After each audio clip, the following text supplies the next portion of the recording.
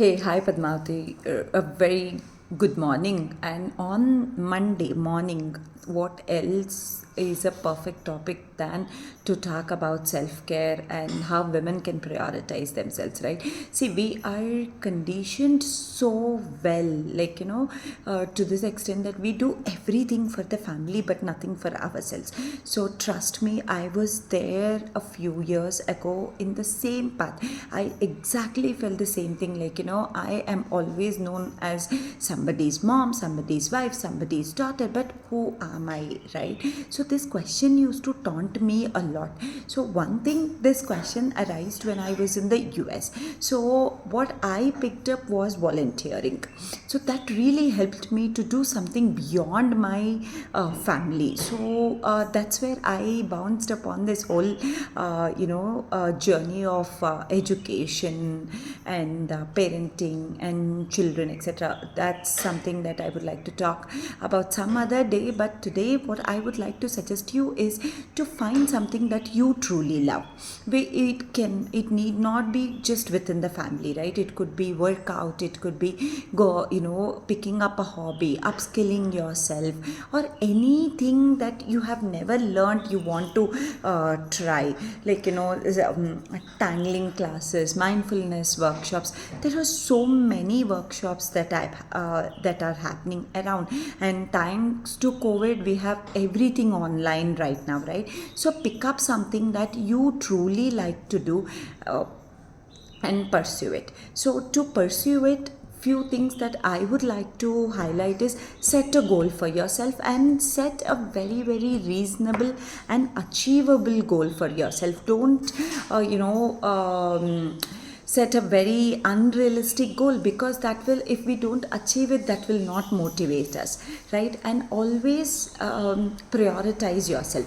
So though I had started on working on myself, I had never realized that self-care or self-love can play a huge role on who I am today, right?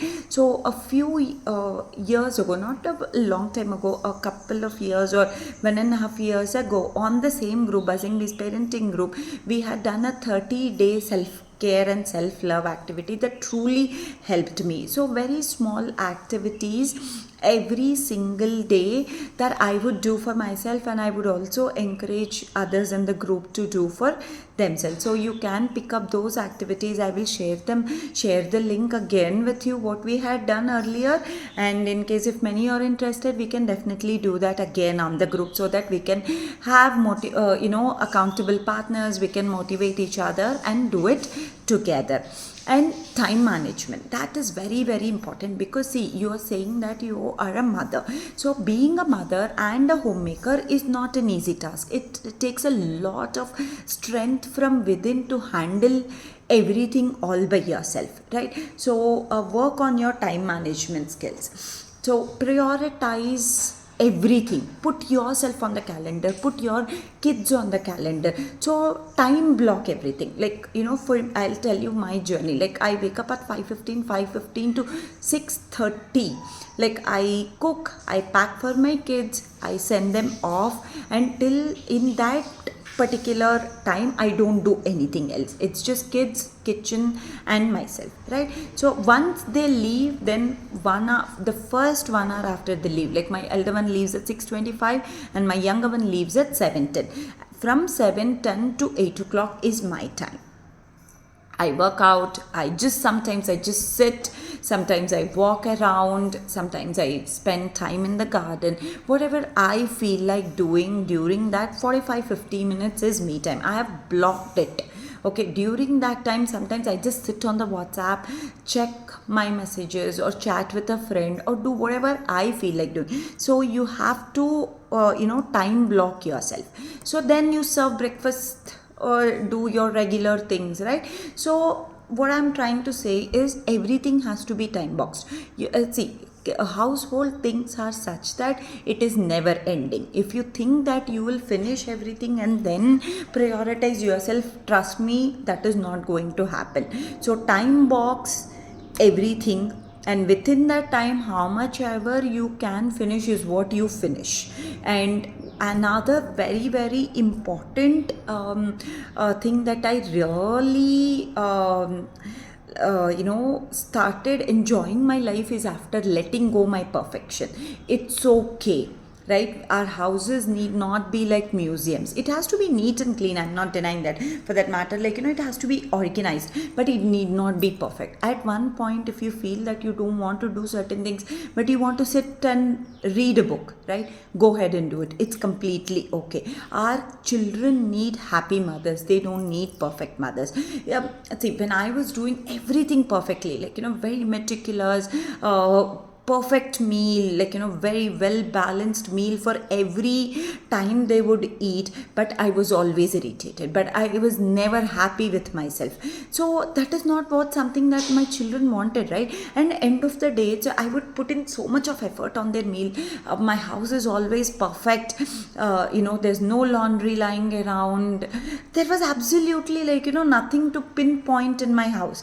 But do we get appreciated for that? Definitely not. And on top of that, I would actually think oh my god, I put in so much effort for the family, but nobody appreciates me, nobody realizes what I do. And that would actually put myself into a vicious cycle, because no, we're not getting appreciated, I'm not doing anything for myself, and obviously kids do. And I was irritated. So end of the day, what my children were seeing was irritable mother. Is that what I wanted? Is what I started thinking about. Sometimes it is okay to let go, remove that supermom syndrome cape, and everything will fall in place. And as I said, set realistic expectations on yourself, set the right goals, work on your time management, take out at least 20 to 30 minutes for yourself. Let's do the self-care activities together if we would like to. If there's many takers, we can do it on the group. Okay. And another thing is that really, really helped me is asking for help. Initially, I would never ask for help from my kids or my husband or anybody at home, right? Delegate, learn to delegate, learn to, take help from others. See, once I started giving my kids chores and responsibilities and asking them to pitch in with the household things or anything that I needed help, it not only helped me, but also helped them to become better people. Now they are very responsible, they know accountability, they understand natural consequences. So you're also helping your children grow better than helping while you're helping yourself. Okay, so and you have to have a networking group.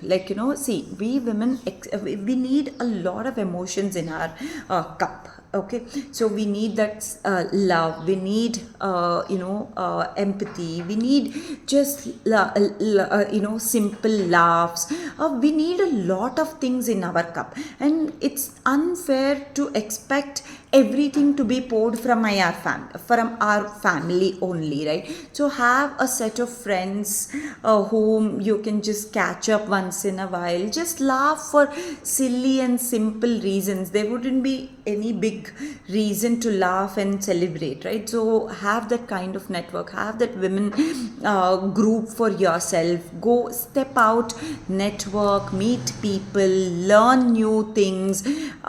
If you're not able to go out and do these things, reading can help you. Pick up a self-help book, pick up something very simple and which resonates with you, and then read for yourself, and dance, listen to music.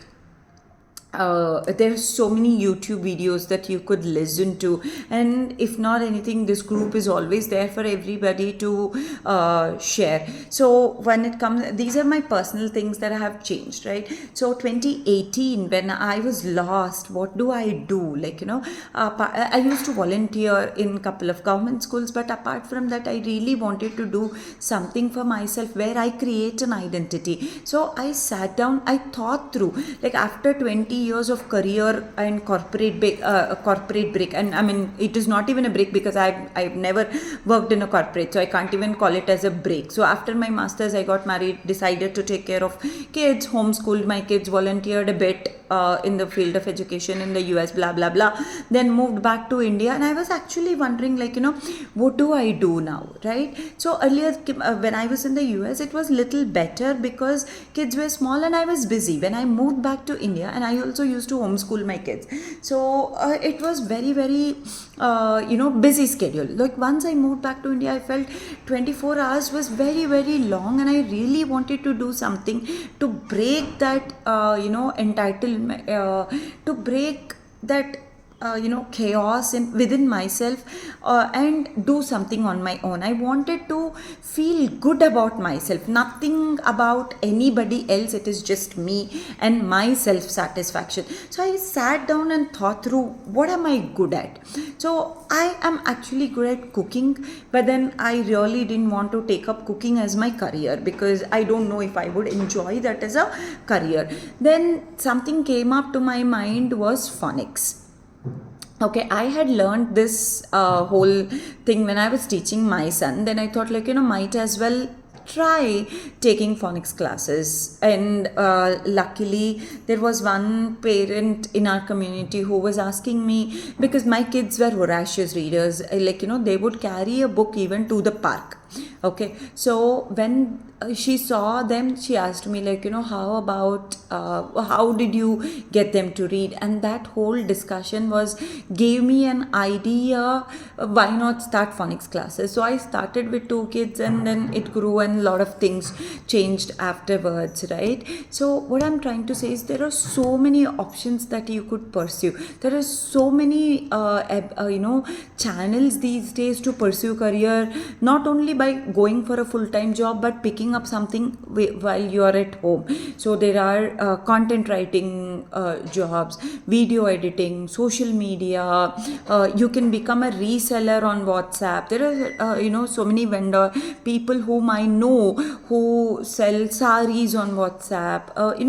Start small and then see if you really enjoy, and then take it forward, right? But of all the things I have spoken, few to summarize, it's 3 things that has really helped me. Prioritize your time box yourself, follow your self-care and self-love routine during that time box, let go of certain things and accept the reality and move on. I hope this helps. Thank you. Bye bye.